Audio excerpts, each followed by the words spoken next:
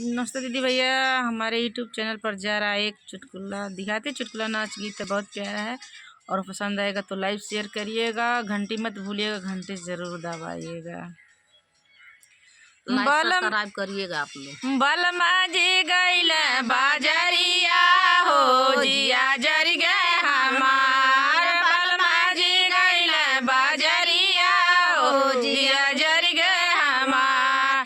सास के सास के पेड़ा नाना दिखले लाडू, हम ले आया बात सवा हो जिया जर गए हमार, हम ले आया बात सवा हो जिया जर गए हमार।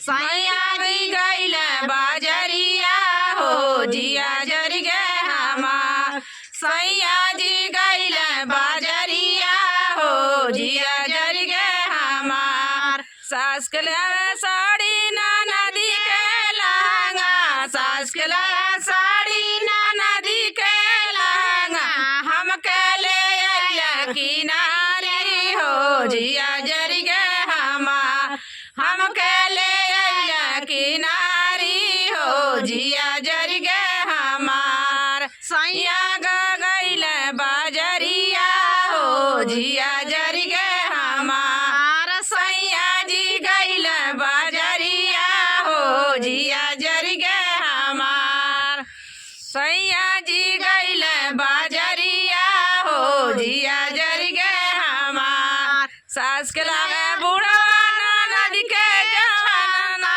सास के